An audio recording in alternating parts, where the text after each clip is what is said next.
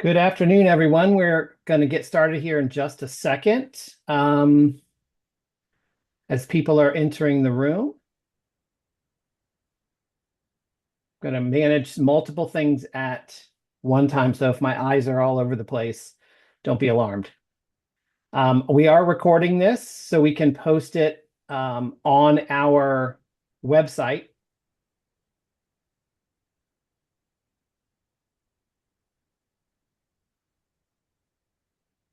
And there we go. All right. Well, thanks everyone for joining this information session on our Workforce Futures Accelerator program. This is a partnership between ACCT, Ripon, and Worcester Polytechnic Institute to embed experiential learning opportunities, project-based learning opportunities within primarily short-term programs, but we'll talk more about the different types of opportunities that we'll have through this project. You'll have what I want to do today is we're going to learn about a little bit more about the project. We're going to learn about some of the partners. We're going to have the opportunity to ask us questions. And hopefully by the end of this, you'll have your questions answered. You'll feel good about the opportunity. And then you'll move forward with your application. So first, I want to thank our partners, Ripon and Worcester Polytechnic Institute. You'll hear more from them later about who they are and what their role is going to be in this project. And so I want to introduce myself. My name is Steve Jurch. I lead the Center for Policy and Practice at ACCT. And if you're not familiar with the center, we were established about 4 years ago as a way to enhance support for our membership in ACCT. And we are positioned between our membership and the policymakers. And so our role is to create projects or design projects to create solutions for issues facing community colleges. And so we want to help create better policy, but we also want to help our membership implement policy once it's created. And so we work in 3 different strategies. And so one of them is student support, so student basic needs, college systemic support, and workforce development initiatives or the future of work. And with us today, and I'll let them tell you about themselves when we get to the partnership section, but I'll just introduce them here. So we have Stephen Broadway from Ripon. He's the senior partnership manager. And we have Chris Wobe from the Center for Project Based Learning at Worcester Polytechnic Institute. And when they get to their sections, I'll let them tell you a little bit about themselves and their organizations and their role. So let's go ahead and get into the agenda. So what we're hoping to do today is talk about why we're doing this, right? What do we hope to accomplish? How it will work, what our role of the partners are, application details, what we're looking for, what's our selection criteria, some details about the institutional team that we're going to put together, a timeline for the project, and then questions, opportunity to ask us questions. So why are we doing this, right? So I think one of the things that we're really trying to accomplish here is, as most of you know, there's been a shift or an increased emphasis into the short-term workforce programs rather than, particularly the 4-year institutional degrees. That comes from a couple of different reasons. One is the priority of this administration. I think, we all can see what is potentially happening. Sorry about that. The other is, the skills-based hiring strategies, emphasis, and then Workforce Pell. We know Workforce Pell is designed for programs that are shorter in length. And so we think that this type of project will also enhance the ability to leverage that funding stream. The other piece is employers are prioritizing experience. This is not something new, But what we're finding is that there's this gap with the ability to demonstrate experience or practical experience or work-based learning experience in shorter term programs. I mean, the traditional 2-year degree, it's a lot more common in that, but I think what we're trying to do is help these shorter term programs be able to leverage those same opportunities. And then lack of opportunities in short term programs, which we just mentioned, but I think this goes for regular work-based learning experiences, but I think it's challenging sometimes for employers to create meaningful experiences. There is also, particularly in rural areas, a lack of available employers to set up these types of experiences. And then, there's competition with other training programs. You see this a lot, particularly in healthcare programs around nursing and other programs that have clinicals. There's multiple institutions in the same area. And so they're all fighting for those same very valuable clinical opportunities. And so what are we trying to accomplish? So I think one of the things we're trying to do with this is we want to look at, do these opportunities strengthen post-completion career outcomes for our students, right? Does it help them complete the program? Are they more successful because they have this practical experience that they can tie the education that they're getting to real world experience? The other piece that we're trying to do is we are providing instructors with professional development to help them understand how to build these opportunities into their courses. My background, I was at the Community College of Baltimore County prior to ACCT, running non-credit programs. And I can tell you that the instructors in our non-credit programs did not have very many, if at all, opportunities to participate in professional development, particularly around curriculum development, program design, things like that. They were traditionally practitioners in the field that really wanted to share the information that they had with students. And so they went into and started teaching, particularly on the non-credit side. And so what we want to do is provide that opportunity to allow those instructors really to have that experience to help them develop strong curriculum. The other thing we want to do is build an institutional network of subject matter experts, right? We want, and you'll see when we talk about how the project is designed, that we did this because instead of having smaller cohorts, but running multiple sessions, we wanted to pick a larger cohort and focus on the scaling within the institution itself instead of scaling across multiple institutions in a larger frame. But so I think what we're trying to do is build momentum within the institution. We also want to formalize operational processes for the development of a sustainable model. And I think what we're trying to do with that is, one of the things that we prioritize at the center is we understand, again, comes from a lot of personal experiences. When these opportunities present themselves, it sounds great. You get a little bit of funding and you do some work, and then the funding disappears and then the work disappears, right? So what we try to do is build in a way to keep these opportunities sustainable. So we are going to work around, like, how do you develop sustainable funding streams? How do you build this into your operational processes so it's not a burden to the institution, but a benefit to the institution? I think the last piece we want to do is create a series of resources to help other institutions outside this project be able to leverage these platforms and these opportunities to build them into their own institutions. So those are some of the goals that we are looking at. So when we say, okay, what does this look like? And so I mentioned we're doing a single cohort. So we're selecting 20 institutions because we want to allow for that scaling throughout the institutions and the project instead of, starting and stopping with multiple cohorts. Initially, we want the institutions to commit to 2 courses.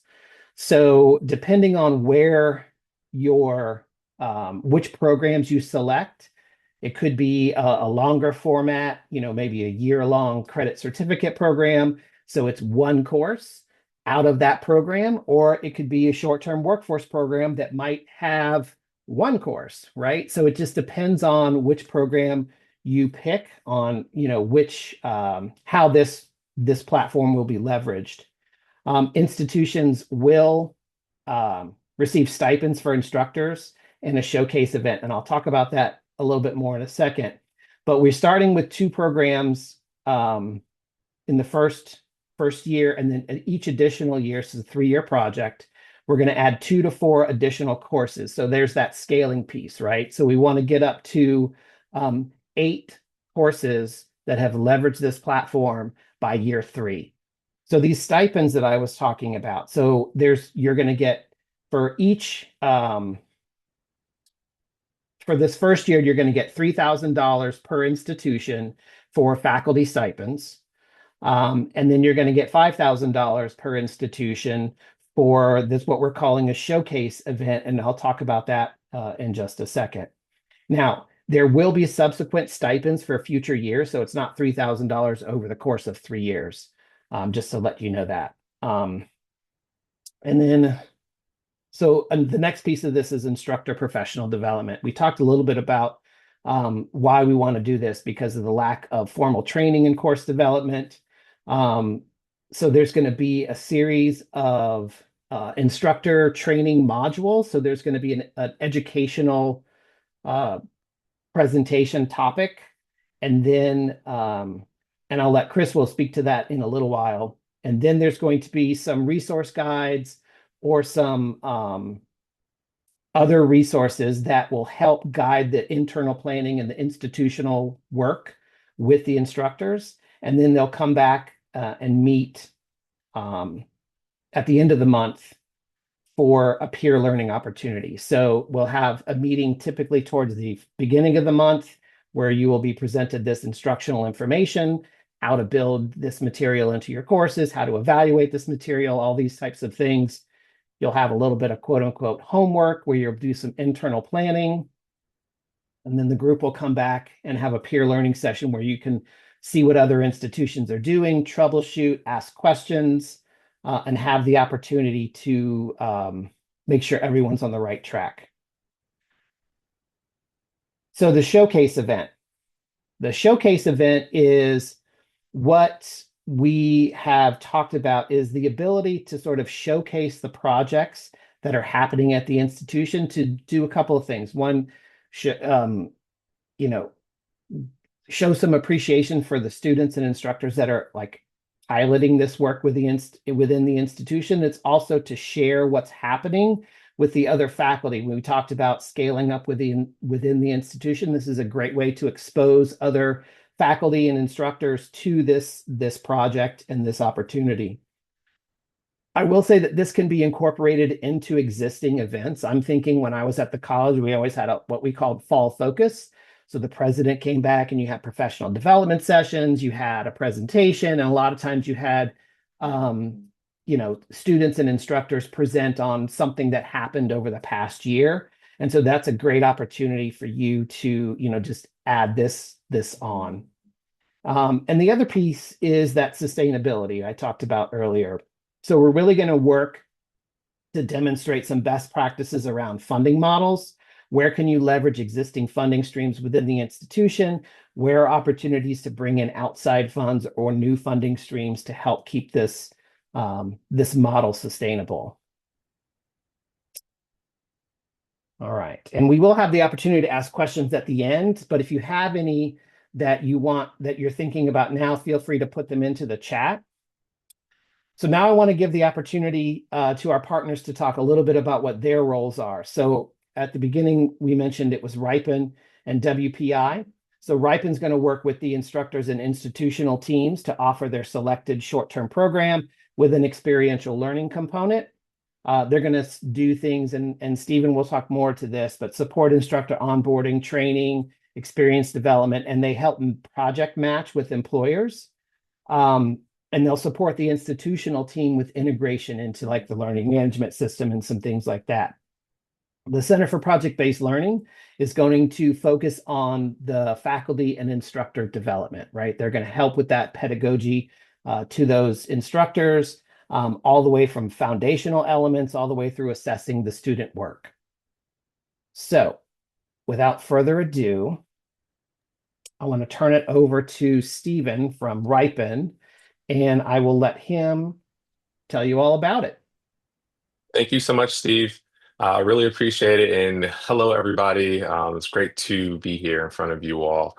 Um, I really look forward to having the opportunity to working with many of you soon. And I see a few familiar faces and names. But for those of you who are new to Ripen, we are the world's leading project-based learning platform where we connect higher education institutions with thousands of employers.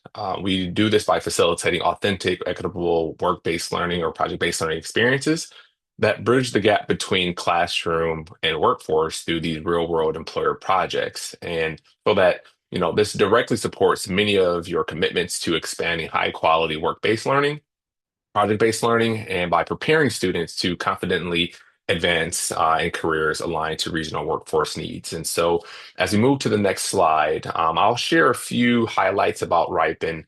But I think, in a room full of higher education professionals, I think we're all familiar with the stories of students struggling to find a job post-graduation, right? We often hear the stories of needing experience to get a job, but you need that job to get experience. And here at Ripen, we're addressing this issue head on.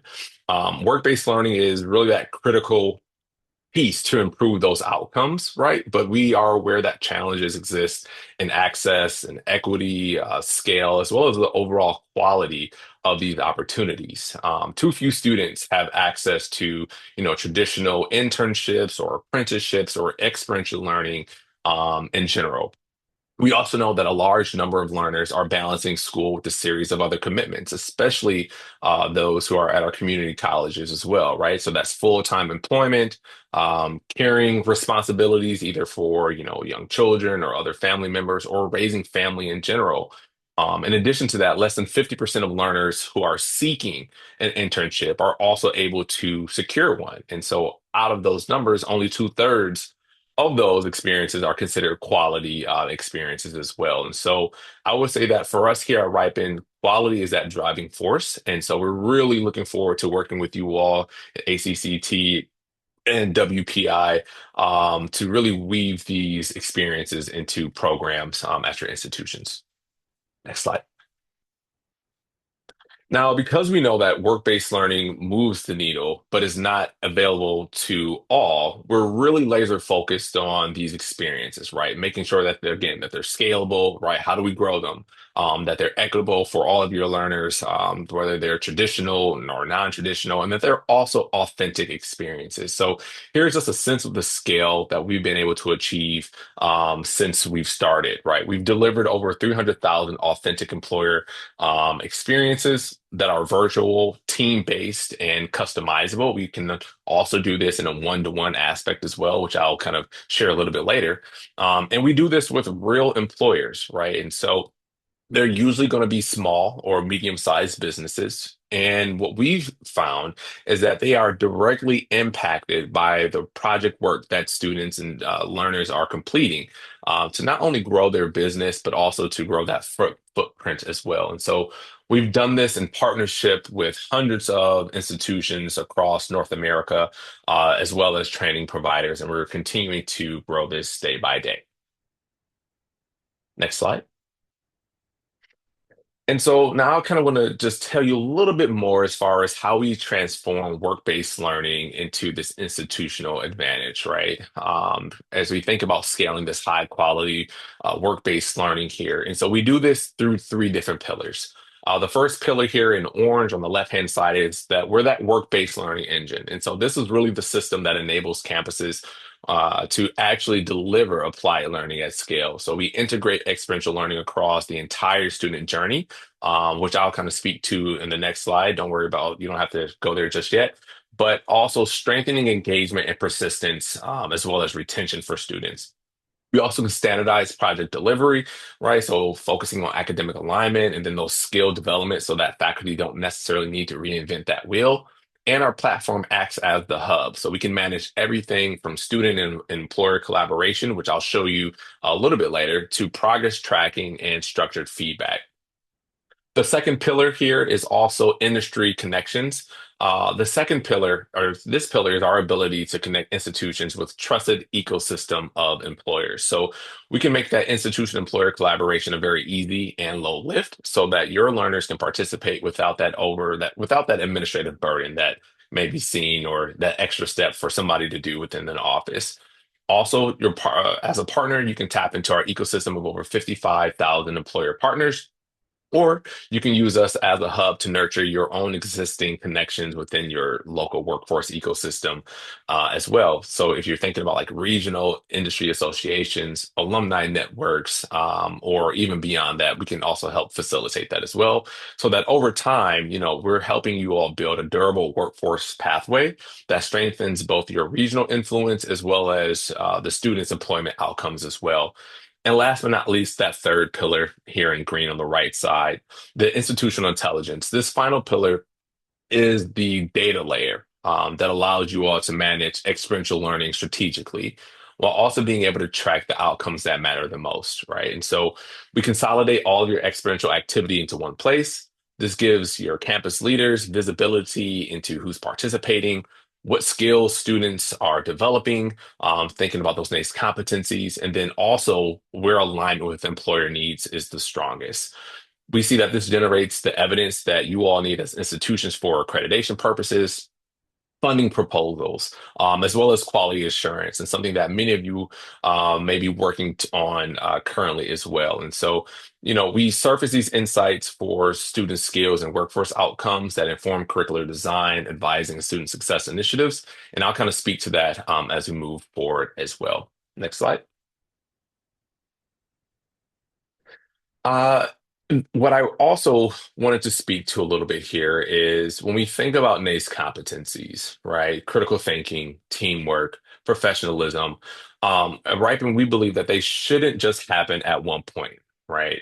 We see a continuum where a learner is in an introductory, business course, for instance, where they can get a low intensity project, right? Really building the confidence they need to stay enrolled throughout their time at the institution. And then from there, each experience stacks, becoming more authentic, more rigorous, and more employer connected over time.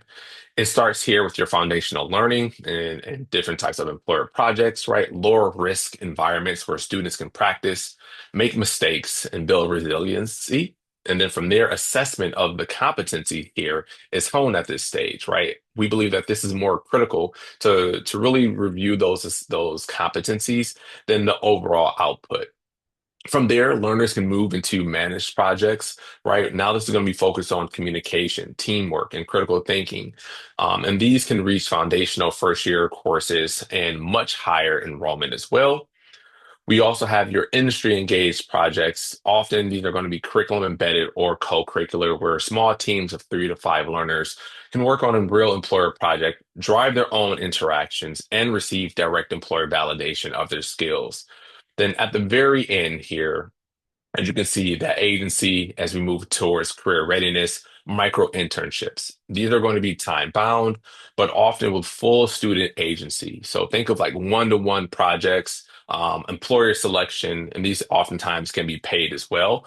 So this is where we're seeing very strong employability and even hiring outcomes, particularly in regional talent ecosystems and employers as well. And so for institutions, this continuum really becomes a differentiator at every stage of the student life cycle, right? Supporting recruitment, becoming a signature element of that student experience that evolves alongside that student's career goals, while also increasing confidence in their program of study and driving continued retention as well to build a really career-ready student population. And they also receive a digital portfolio as well. Next slide. Now, we can do this in a variety of ways. And so, what you see here is how we see the world of experiential learning and the variety of program and models. I just kind of talk to the models across that continuum, right? From the very beginning all the way through self-agency. And this can show up in different ways for curricular aligned experiences as well as co-curricular programming.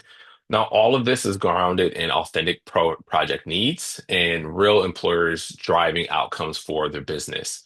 The early foundational experiences are, again, are going to be exploratory, right? Curated employer interactions, low risk with structured milestones to really support career exploration. Assessment prioritizes the development, again, and then also the demonstration of those durable competencies. Now, when you're thinking about curriculum aligned projects, this is where experiential learning is a part of that course, right? Or that continuing education program. Here is where our team works with your program leader, your faculty, to augment the course delivery and design the project-based learning experience. So we're going to be incorporating various models of assessment, student reflective practice, and then also students are completing an employer project for course credit. There's several other models here to support as well. We work with institutions running stack certificate programs with aligned employer projects, right? Also giving learners the opportunity to translate acquired skills into project delivery in quick succession. We also have partners offering standalone credit-bearing internship courses, whether that's a 1 credit or a 3 credit course where learners work on an industry project pertinent to their program of study. And then also, when it comes to project types and length, we're also extremely flexible. I'll show you all in the next couple of slides a recent example of our work with City College of Chicago's 8-week Next Gen sales program. This is where learners completed projects ranging from 10 to 40 hours over the span of 8 weeks. We also support faculty throughout this entire process, right? From experience design and mapping to course outcomes through facilitating communication between employers, faculty, and students as well. Next slide. So what I'll do over the next couple of slides is kind of give you a really high level overview of our platform. And so Steve, we can move to the next slide. So once a learner is matched to a project, everything they need lives in one place. So through a simple task-based interface that you see here on the screen, they can see their full project timeline, they can access resources, they can also log their work, book meetings with their employer partner, and also stay on top of deadlines through email and optional text message reminders. So this is really designed to remove friction so that learners can focus on the work and not the logistics of needing to schedule everything. And additionally, what I like to share is that you all or faculty can also book meetings directly on the platform with employers as well. There's a book meeting functionality that's built all into the platform to really help support this project collaboration as well. Next slide. And then on the institution side, we also give you all as educators and administrators the full visibility into what's happening across every team and every project in real time. You can see task completion at a glance. You can also track where your teams are against those key milestones, run automatic check-ins. You can push updates to learners and employers simultaneously. You can also have your own surveys and assessments built into the platform as well. And so overall, right, this really removes the need for, for faculty or other administrators to removes the need to chase those students down for those status updates because it's all surfaced to you automatically as well. Next slide, please. And so, Steve, I am going to actually, I'll talk about this slide, but what I think will be important is just to kind of show what a short-term project looks like, so that those of us that are on the call today, so that you can actually see it for yourselves. So I'm just going to ask if I can share my screen in 1 second. But what I wanted to mention to everyone here is that I recently talked about the 8-week Next Gen Sales program, which is targeted for all learners. This is a learner profile that you will that you can see here on your screen that really shows that students gain meaningful experience and stronger networks, right? They have a digital portfolio of their work, that when they graduate, they have a list of skills developed, employer feedback, projects completed, and digital certifications.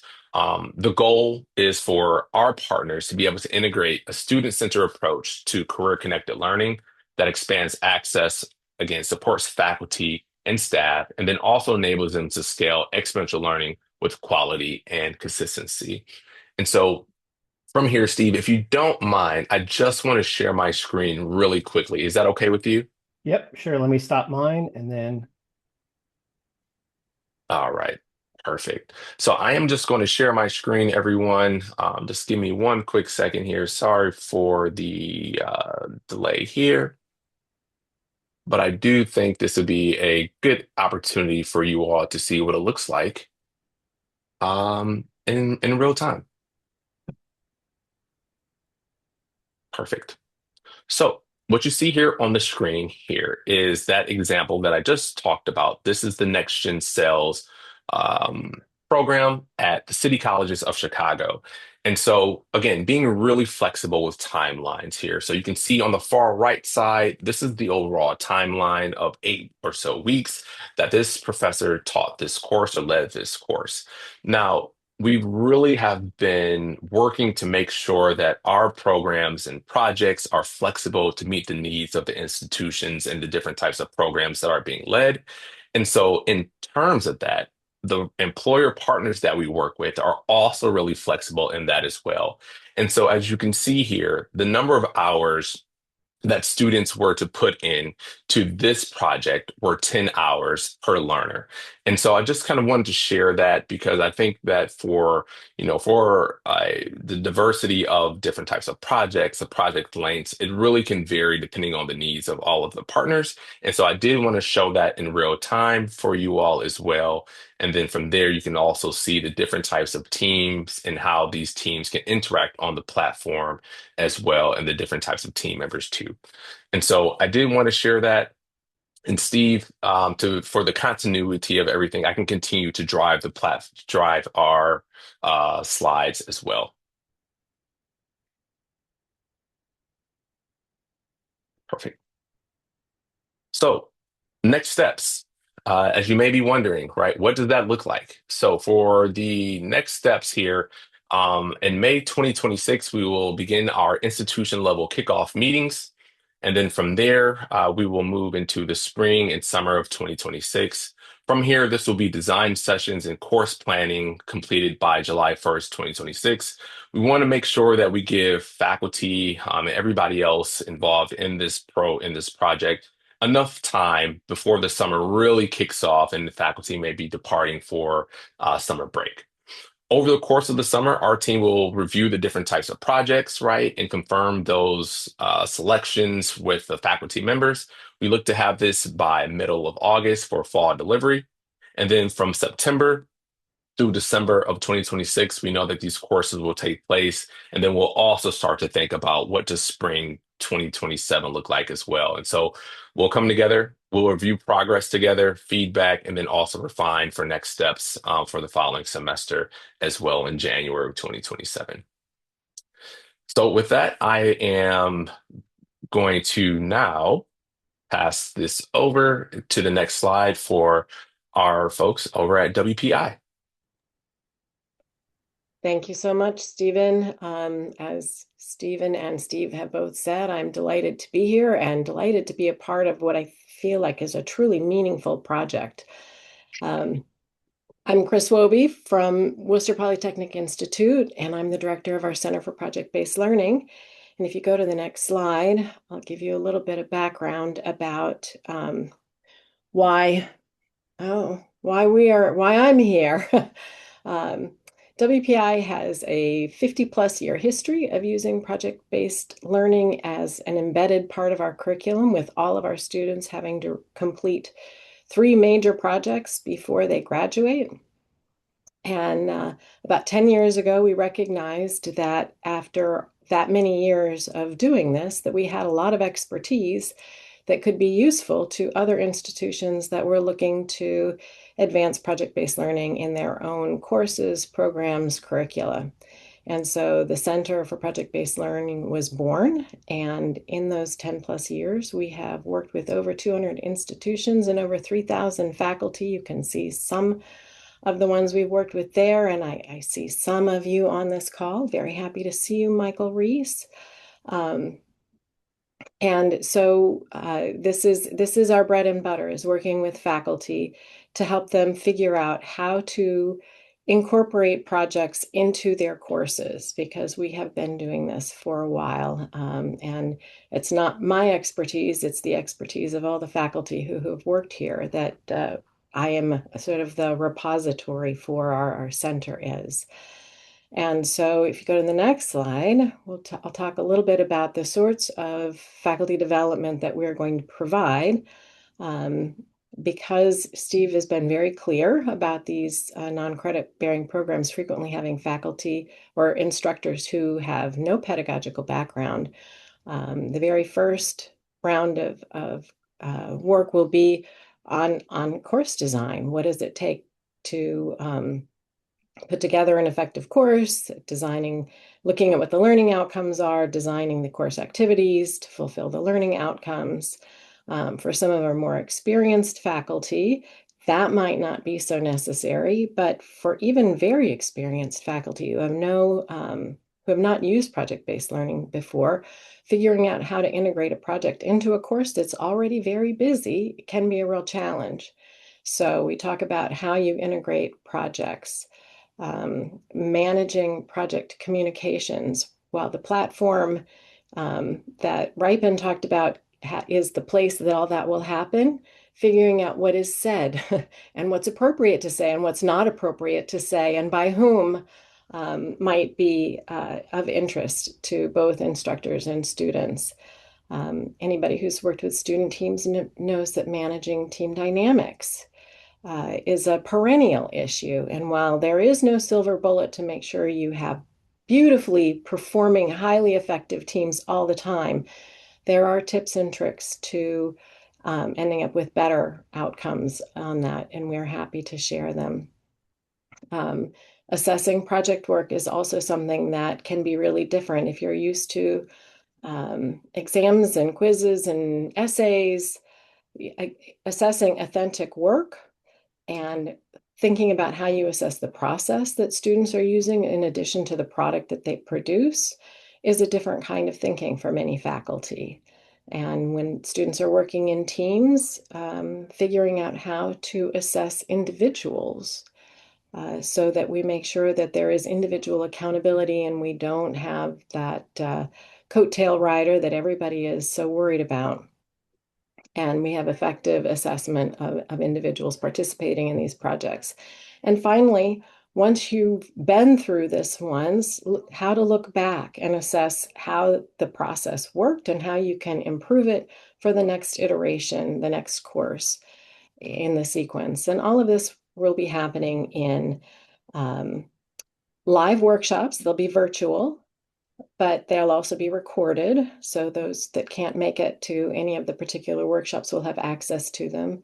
There will be materials provided and banked in a resource that the ACCT will be creating so that everybody who's participating now can have access to those. And we also intend to work very closely with the Centers for Teaching and Learning at your campuses so that cohort of individuals who we know are important resources to your faculty and instructors will also have access to these materials and this information and can be support systems for the faculty that are a part of the program.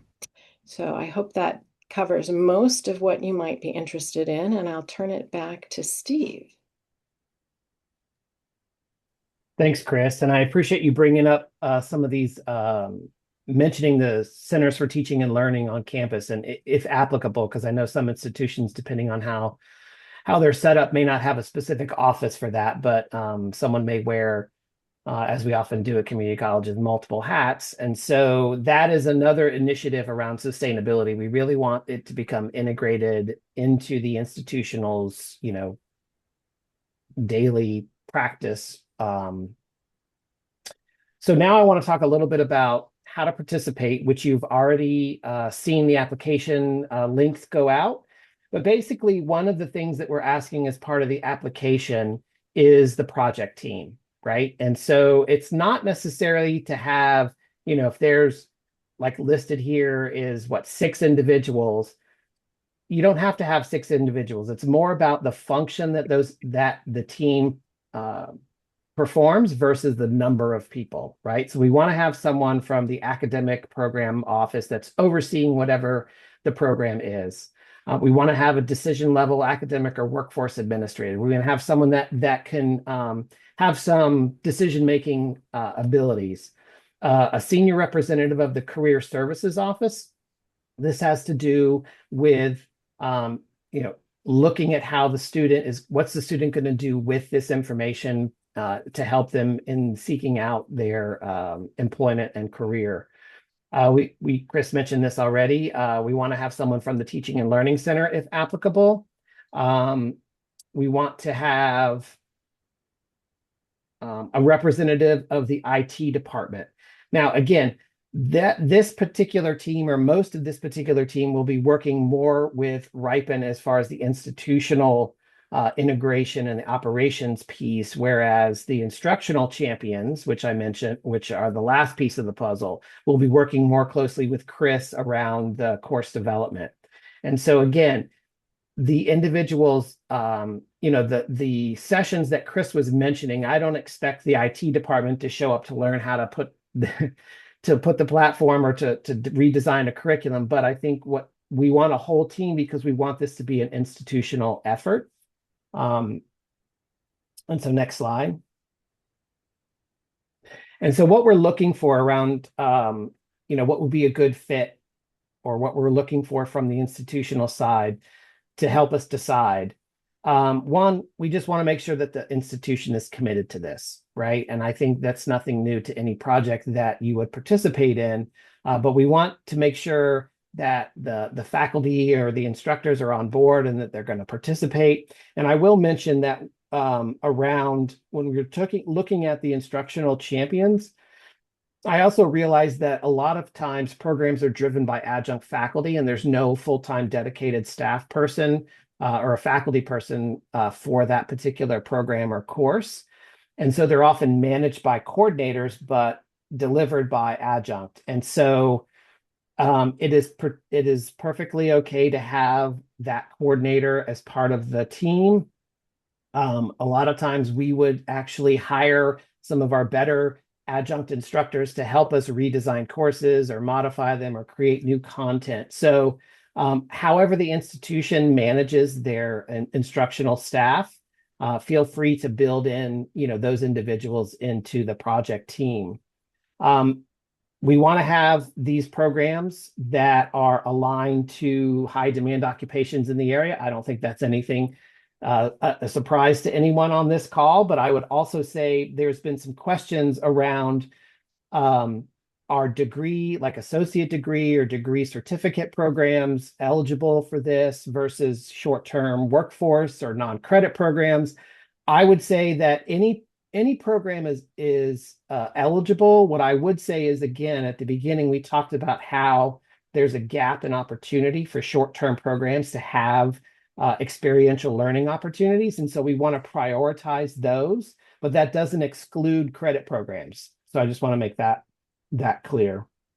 We want to have existing relationships with employers for those target programs for post completion employment. For also, there is the opportunity to have those employers that are not currently on Ripen's platform become part of the platform and be able to offer experiences directly with your students. So I'll let Stephen talk more about that at a later date. We also want to have a way to track the students, right? We want to wait, it's particularly if you're going to choose non-credit short-term programs or workforce programs. We want to make sure that we're able to identify the progress of those students. Now, this is not a deal breaker, but we would love to see potential alignment. And I know Workforce Pell is still making its way through the system at the state level. And so how that's implemented on campus is yet to be determined. But aligning, if you're thinking about, well, this program would also be a good fit for Workforce Pell once everything is worked out, I think that would be just an added bonus and be helpful. Obviously, we want executive leadership support. And then we want strong project leadership. So the instructors, again, need to be The ones that are interested in innovation and improving their curriculum and helping the experience of the students. So we want to make sure that those instructors are some of your better ones. All right, next slide. So how do you apply? There is a application email that had gone out. You can write down this URL. I will actually also put it into the chat in just a minute. You can also reach out to me directly if you have questions. If you go to the next slide. So the key dates. So application deadline, and I apologize for the confusion around the actual deadline. We had made some adjustments that I obviously didn't input into the slide deck or to the applications. And so the deadline is April 1st. I know that's kind of a tight turnaround, but our expected date for applicants to receive notification is April 10th. There will be a cohort onboarding, so a general overview on the 17th of April. And then we will launch the training module sometime in May. And then Stephen laid out a different timeline earlier around launching for fall and like some of the summer dates as well. So with that, I think we are ready. I see questions coming in, so I'm going to start answering them or monitoring them, I should say. And I will put the links to the. I'll put the link. Hey, Steve, if you want to work on the questions, I'll put the link in so that way you can focus on answering questions. If that helps. Yes, it does. All right, so there were some questions earlier, and I don't know if everyone's been looking at the chat, but yes, this presentation will be shared with all the registrants. It will live on our website for this project. So Mara, if you could add that as well, that landing page. The stipends, there was a question around, is the stipend per instructor or for both programs? It is for both programs, so it's $3,000 for each institution that first year. And then they can distribute that however they want. If you have one instructor doing both programs, then obviously you can decide as an institution how to use that.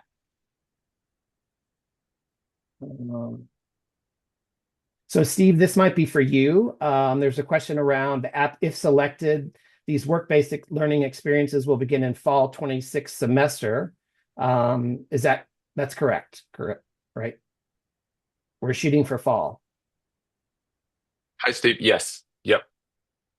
And just so you know, and just for the audience, I think I know that non-credit programs don't necessarily run on the semester schedule. So I think if we're planning to start in whatever, September, October, and you have a program that starts November but runs more frequently, we're not necessarily going to follow the semester for all the programs, because I know that not all of the programs fall into that neat little package. This is a good question from Lisa. So the project, and Stephen, this is for you. So the project learning or the projects are not necessarily with the same company, correct? They are with different companies, even within the same course. So we have quite a few different employers, right? I think around 50 or so thousand employers on the platform. And so it can work in a few different ways, right? I think for some of the employers that are on the platform, they may have more lengthy projects. And so there could be an opportunity to where multiple teams of students in that said course could work on different aspects of that said project. So ideally, it is the same project, but maybe there's different components of that project. But then also, for instance, if there is a course and you want, let's say, 3 to 5 projects in that said course, then you can have 3 to 5 different projects as well. So there's a little bit of variability in how we can make that work for you all. It really comes down to the needs of the faculty in that program, and then also the flexibility of the employer as well. Thank you. How do you identify your employer partners, and how do we know if the program we select has employer partners in that industry? That's a good question. Thanks. Yeah, that is a great question.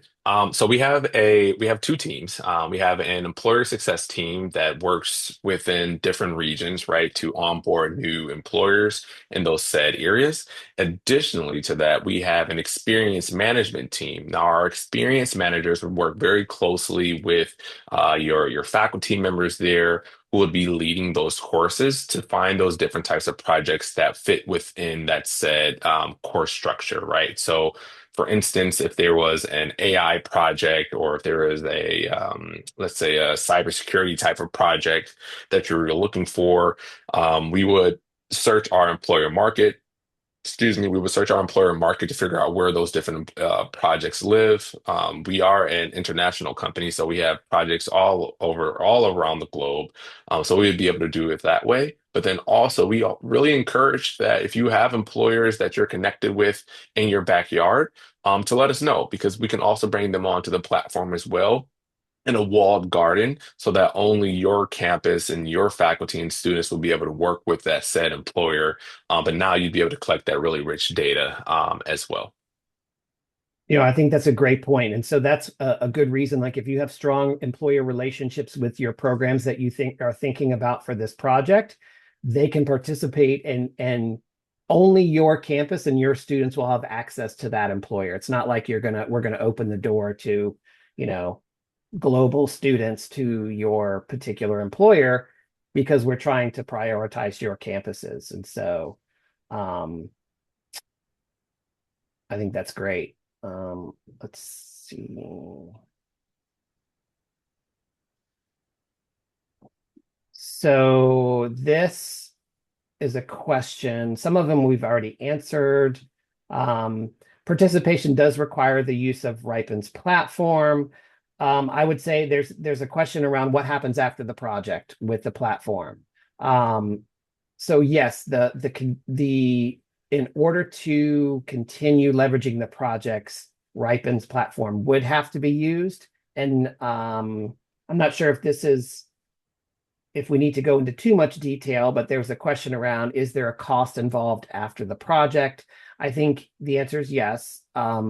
That is part of our strategy around sustainability, is how we leverage existing funding streams within the institution, plus the opportunity for additional funding streams to build the cost into managing that program. So I don't know if Stephen, if you want to add anything to that, or if that will be addressed once the institutions are selected and sort of as part of their onboarding. Hi, Steve. Yep. You hit the nail on the head there. It would be great for us to explore, continuing the partnership at the conclusion of the project, but those would be after a few years of, a few time. That would be after some time of us working together, really identifying, what those overall or overarching goals are for your personal institution, your plan for work-based learning, and everything else that is conclusive of that. And then we would just have that conversation. But during the time of us working through ACCT, we can really use that time to kind of map out what that looks like down the line as well. Thanks. And just to reiterate again, there was another question. Yes, we are prioritizing short-term programs. That doesn't necessarily mean it could mean, credit certificate, which are typically a year. It could be non-credit, which, have a variety of lengths, or associate's degrees. I would say we are not going to select bachelor programs. Since I know that some community colleges do offer bachelor's degrees, but I think we want to prioritize those shorter format courses. And okay, there is a question from that is a little more technical. I'll come back to that one. And yes, if your school already uses Ripen, that is totally acceptable. This is not just an opportunity for new users. What I would say though, if you are already using Ripen's platform, pick a different type of course to expand your portfolio. And then Mara has posted both the landing page for the program and the application page. So that is up in the chat.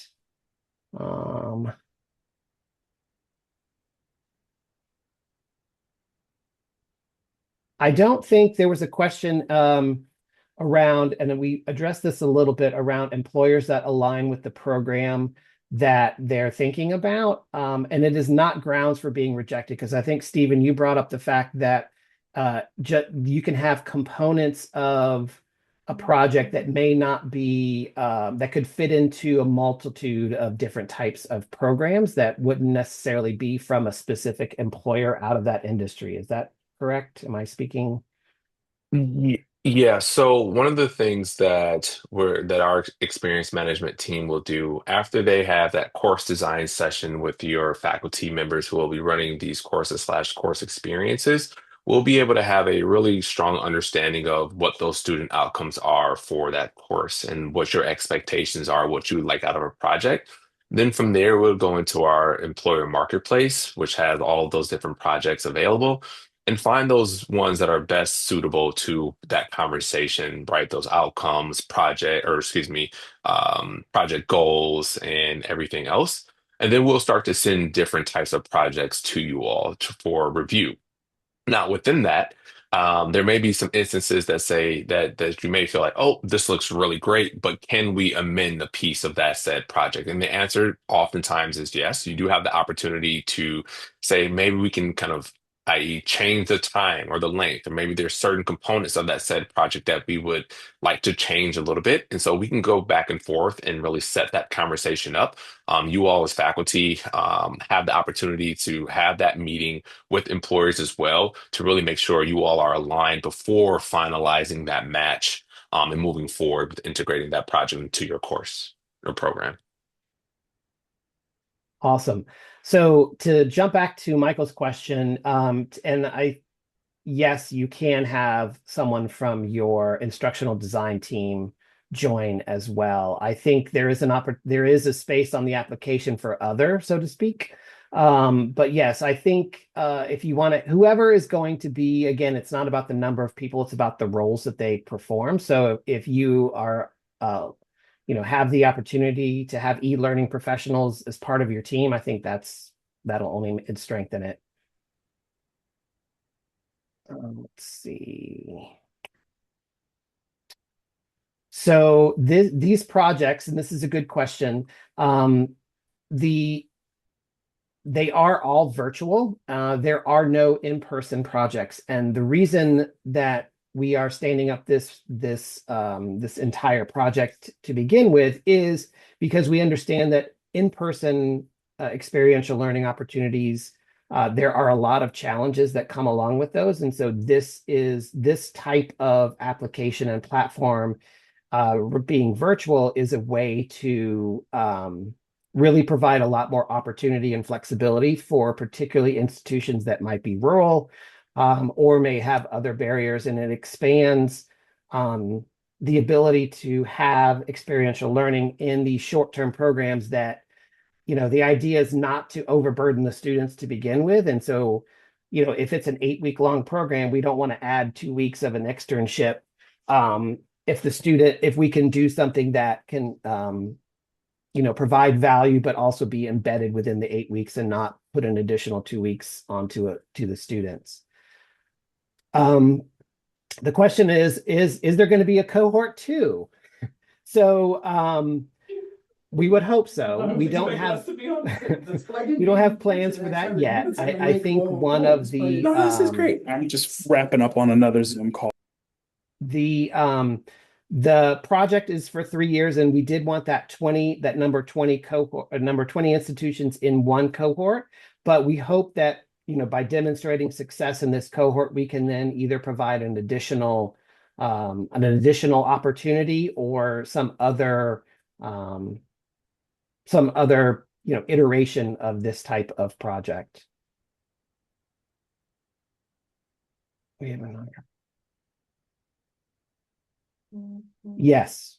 To the question around if you're standing up a new program, it doesn't have to be an existing program. It can be, if you're ready to launch it by fall, I think that, as basically you're doing sort of a live integration as part of a new course development. So yes, that is an opportunity.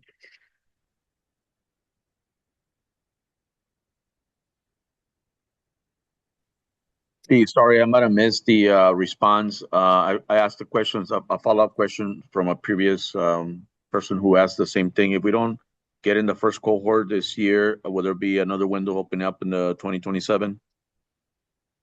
No, so this is if you get into if you apply, it's like you apply this year and then you're in it for 3 years. So we're doing one cohort of 20. We're on the front end. Sorry, I didn't Correct, but explain that correctly. we choose not to apply, right this year. Can we apply for the 3-year next in the 2027? Or that's it? Oh. No, that's it.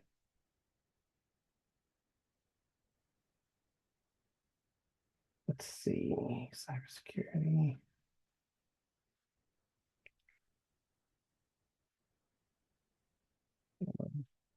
Sorry, I'm just going through. Sorry, I'm not ignoring everyone. I'm just reading the questions. Steve, would it be easier if I just read the questions as I see them in chat? So that way you don't have to keep going. Okay. Next question is, you'd mentioned the $3,000 and the $5,000. Is this only for the first year? And what about the following 2 years? Oh, yeah, that's annotated.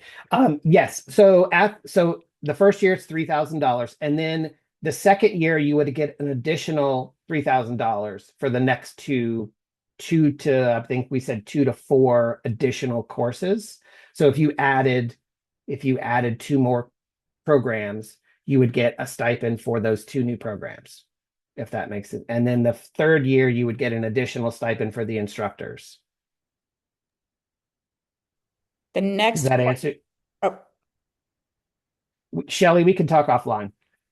yeah. Next question is for local companies who may be interested in participating. What are the expectations of the companies involved in the project? I can actually probably take that one.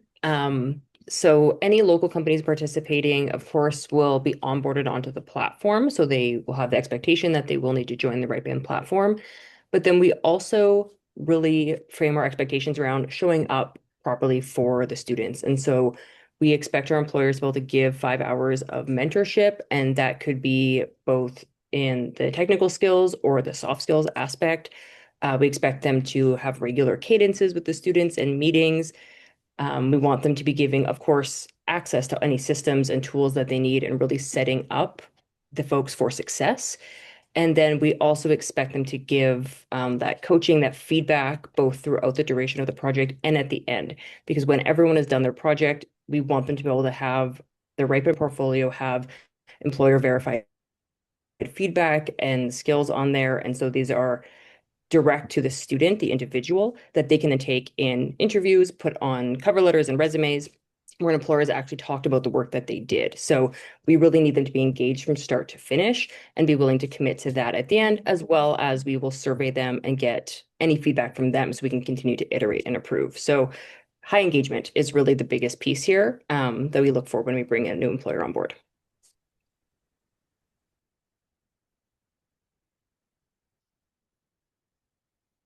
Any other questions? We're a few minutes over time. We could probably take one more. And if you have other questions, don't hesitate to reach out to me, and then we will get that answer back to you. I see another question from Juan regarding San Antonio. Stephen, did you already say that you and Juan were going to connect after this meeting? I think so, Juan. I think I may have given you my email address. Feel free to just send me an email. I would need to check in with the team on those San Antonio area partnerships that we may have, or maybe some more of those in that local Texas region as well.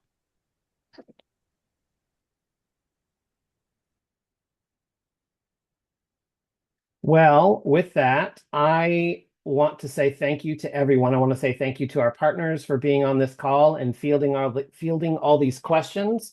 I want to thank you all for participating. Again, this is being recorded. It will be up on our website, and it will be sent to you if you registered, and you can obviously share it around your institution to whoever you like. All right. I hope you have a wonderful afternoon. And again, reach out to me with any questions. Thanks.